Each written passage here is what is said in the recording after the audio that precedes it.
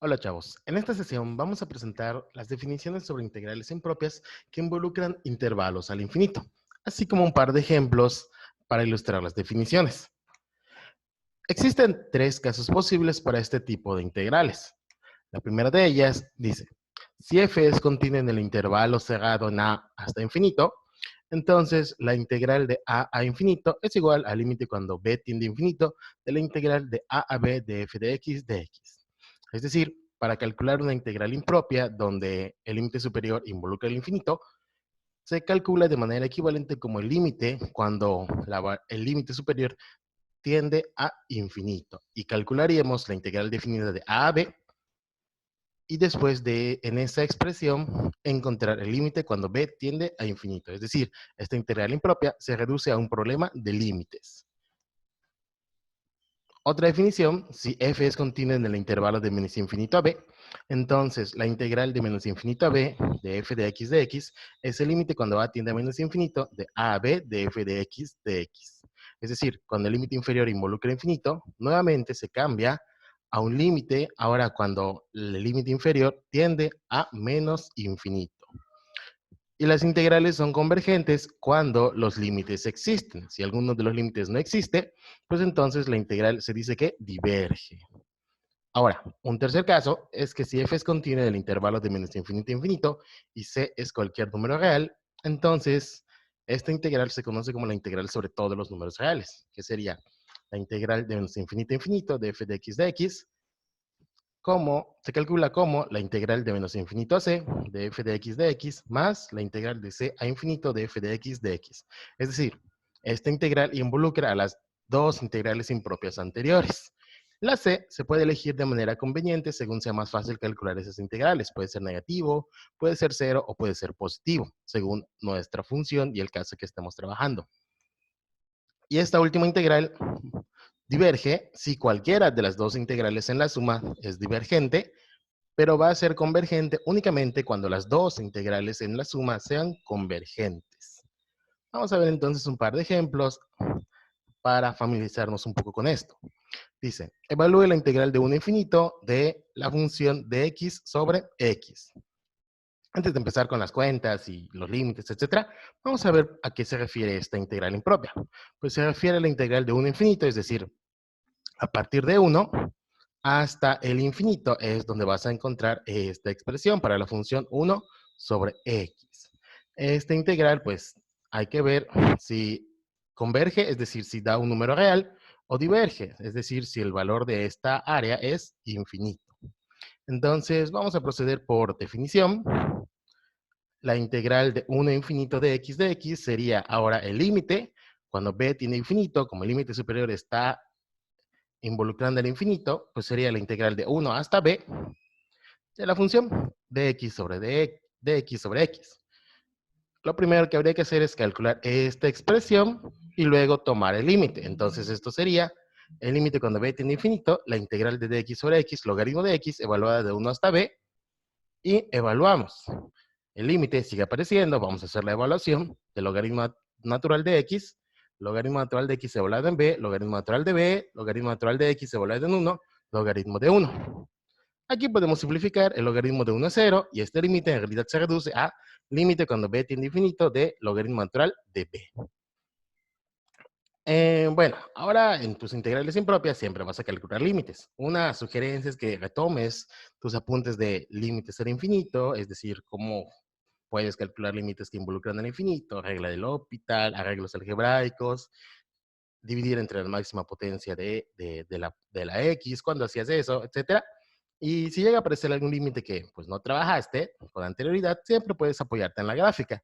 En este caso podrías apoyarte en la gráfica de logaritmo natural de x para deducir qué sucede con el valor del límite. O a veces tabular valores grandes puede ser de ayuda, dependiendo de cómo hayas visto este enfoque en tu curso de cálculo.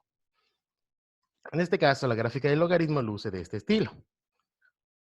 Y según vaya el valor de b o x tendiendo a infinito, la gráfica del logaritmo también va creciendo, creciendo, pero muy lentamente hacia infinito. Entonces, el límite cuando b tiene infinito del logaritmo natural, que sería el valor final de la integral impropia de 1 a infinito de x, sería infinito, porque el límite cuando el logaritmo natural de b cuando b tiende a infinito, también es infinito. Entonces, esta integral es divergente o no tiene un valor finito. Y aquí tendríamos un primer ejemplo. Vamos con un segundo y último ejemplo de esta integral. La integral de menos infinito a 0 de x a la x de x. En este caso, la integral es impropia, pero el límite inferior es el que involucra a infinito. Vamos a hacer la resolución por partes. Primero vamos a calcular la integral definida, luego el límite y concluimos la integral impropia, porque pues en este caso es un poquito largo el procedimiento. Y también tener cuidado con la notación empleada, es decir, cuando calculamos una impropia, en qué paso estamos haciendo el límite y en qué paso solo estamos evaluando una integral definida. Entonces, vamos por definición, ahí de color morado, la integral impropia. Por definición, esto es el límite cuando a tiende a menos infinito de la integral definida de a 0 de la función x a la x de x. De amarillo ponemos el límite, pero primero vamos a enfocarnos únicamente en la integral definida, es decir, vamos a evaluar la integral de a 0 de x a la x de x por partes, para no hacer tan larga la escritura en la notación. Si lo hacemos por partes, u es x, db es e a la x de x, encontramos de u como de x, encontramos b como e a la x, y entonces la integral de a 0 de x a la x de x sería u por b, x a la x evaluada de 0 a, menos la integral definida de a 0 de b por du, es decir, la integral de a 0 de e a la x de x. Antes de evaluar vamos a hacer todas las integraciones y finalmente volvamos de a 0. El primer término se mantiene, x a la x, y la integral de e a la x es menos e a la x, y ahora evaluamos de a 0.